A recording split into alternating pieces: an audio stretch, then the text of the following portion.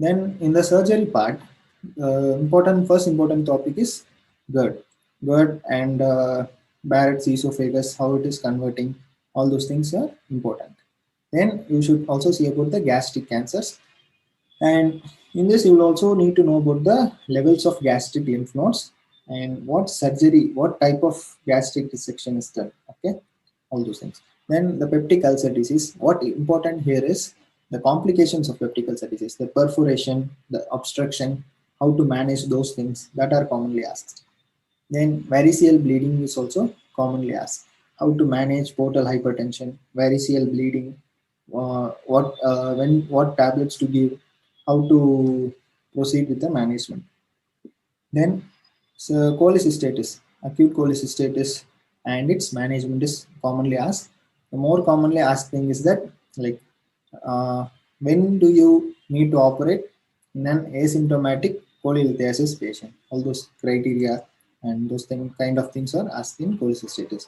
Then you should need to know about the acute pancreatitis, mainly the complication, the pseudocyst formation, how to treat those complications, those kind of things. Then intestinal obstruction, you'll need to know about the dynamic, adynamic obstruction, the intussusception, volvulus, all those X-ray findings and all those things. Then you will also need to learn about the colorectal cancers. The main important thing here is you will need to know about the genetics of colorectal cancers and the syndromes associated with it. Then hydrocele and what are the surgeries done for hydrocele, and hernia, the direct hernia, indirect hernia, and the named hernias. Okay, all those things are important. And while studying hernia, also learn a little bit anatomy of the inguinal region. Renal stones, how to manage it, the shock wave treatment, types of renal stones, all those things. In BPH, what are the markers, serum PSA, and other things, how much are they elevated? You have to learn about those things.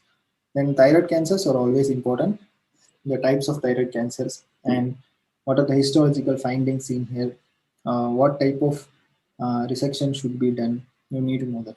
And oral cancers, also learn about the which are malignant, which are non-malignant, and types of neck dissection in oral cancer, the lymph node spreading, those things are very important.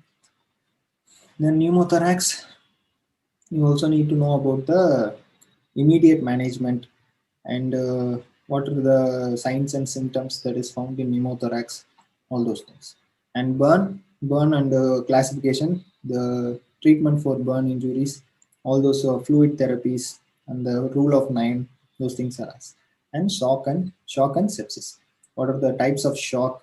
What is the how much blood is lost in each type of class of shock, all those class 1, class 2, class